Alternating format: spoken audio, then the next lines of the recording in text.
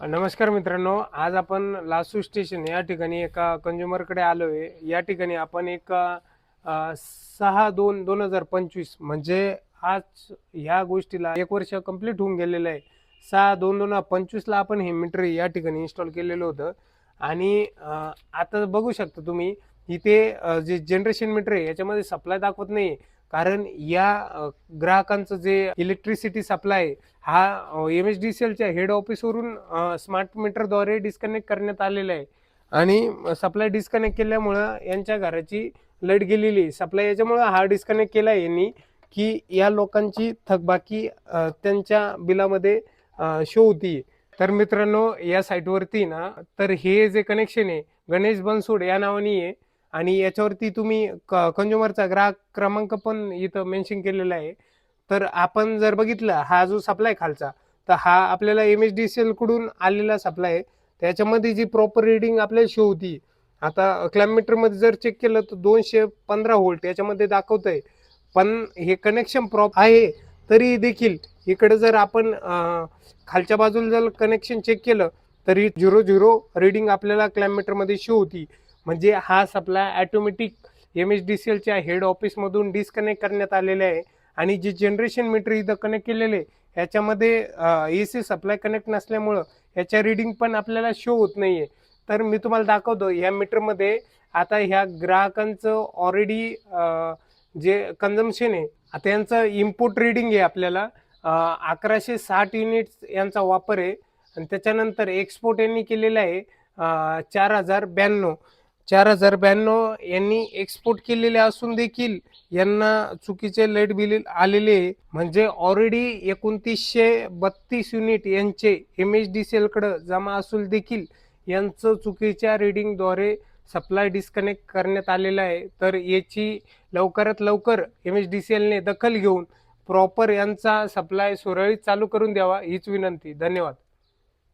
तर मित्रांनो, हे या ग्राहकाचं या कंझ्युमरचं लाईट बिल आहे.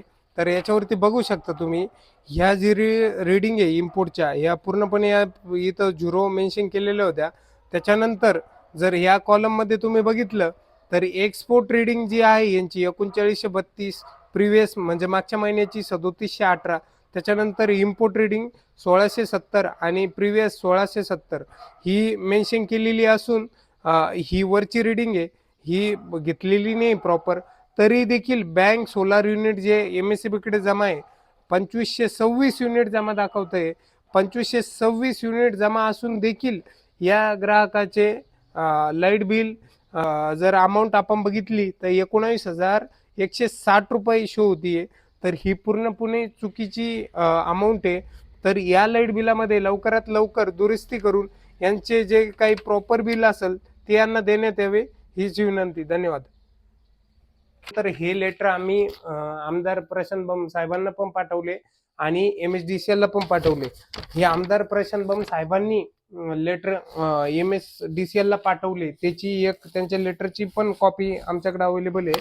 आणि MSDCL नी त्याची रिसिव्ड कॉपी पण आमदार साहेबांना रिटर्न केली होती, त्याची पण कॉपी माझ्याकडे आहे.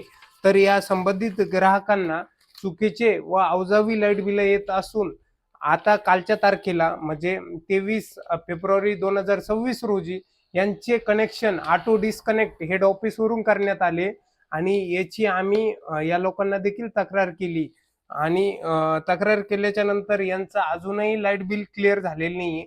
मी आमदार साहेबांना जे लेटर पाठवले होते, जो मेल केला होता, ते तुम्हाला वाचून दाखवतो. सब डिव्हिजन वाळूज ऑफिस वाळूज 2225 अंतर्गत येणाऱ्या लासू स्टेशन, रांजणगाव, शेनपुंजी व घाणेगाव या परिसरातील अनेक वीज ग्राहकांनी शासनाच्या सोलार योजनेअंतर्गत म्हणजे PM सूर्यघर अंतर्गत सोलार सिस्टम बसवलेले होते.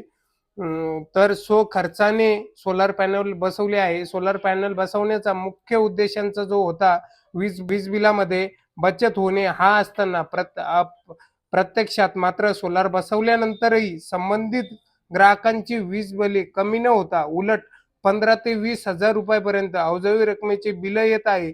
आणि प्रत्येक महिन्याला अतिरिक्त चार्जेस, प्रिन्सिपल चार्जेस, या अशा सर्व गोष्टी या बिलामध्ये ऍड होऊन येत आहे. या परिसरात अनेक ग्राहक नियमित वापरापेक्षा खूपच जास्त युनिट्स दाखवली जात असल्याची तक्रार करत आहे. काही ठिकाणी नेट मीटरिंग असून देखील सोलार निर्मितीची योग्य वजावट केली जात नाही. म्हणजे प्रत्यक्षात जर तुम्ही बघितलं तर ह्या कंझ्युमरचे 3227 युनिट आपल्याला इथं जनरेशन झालेले दिसत आहे. आणि मात्र जर आपण यांचं लाईट बिल बघितलं तर याच्यावरती हे पूर्णपणे झिरो झिरो अमाऊंट याच्यावर लिहून आलेली.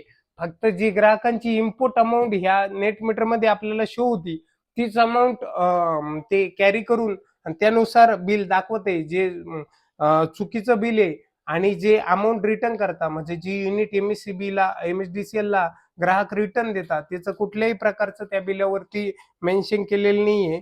आणि त्याच्यानंतर सर्व ग्राहक आहे, सर्व सामान्य शेतकरी, कामगार, मध्यवर्गीय नागरिक आर्थिक अडचणीमध्ये अधिक गंभीर बाब म्हणजे चुकीच्या व जास्त रकमेच्या वीज बिलाचा भरणा न केल्यास वीज कनेक्शन तोडण्यात येईल अशी देखील त्यांना व्हॉट्सअपवरती आणि त्यांच्या मोबाईलवरती मेसेज आलेले आहे.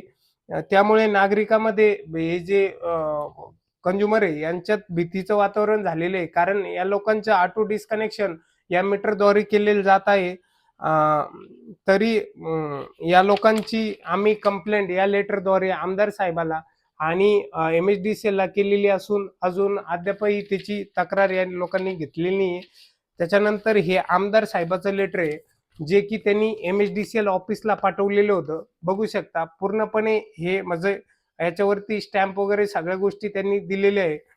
त्याच्यानंतर एमएसडीसीएलचा इथं स्टॅम्प पण त्याच्यावरती आहे. 9/1/2026 रोजी आमदार साहेबांनी हे लेटर एमएसडीसीएलच्या ऑफिसला पाठवलं होतं. अजून देखील याच्यावर कुठल्याही प्रकारची कारवाई या लोकांनी केलेली नाहीये. त्याच्यानंतर एमएसडीसीएलनी जी रिसिव्ड कॉपी आमदार साहेबाला दिलेली होती त्याचं हे लेटर आहे. वाळूज ग्रामीण उपविभागांतर्गत सोलार ग्राहकांना येणाऱ्या व चुकीच्या वीज बिलाबाबत चौकशी तातडीने सुधारणा करण्याबाबत. म्हणजे हे फक्त नुसतं हातावर तुरी दिलेल्यासारखं काम या लोकांनी केलेले आहे.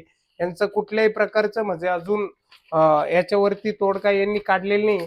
तर मित्रांनो हे जे लाईट बिल आहे लवकरात लवकर याच्यामध्ये एमएसडीसीएलने दुरुस्ती करून आणि लवकरात लवकर प्रॉपर बिल ग्राहकांना देण्यात यावं हीच विनंती. धन्यवाद.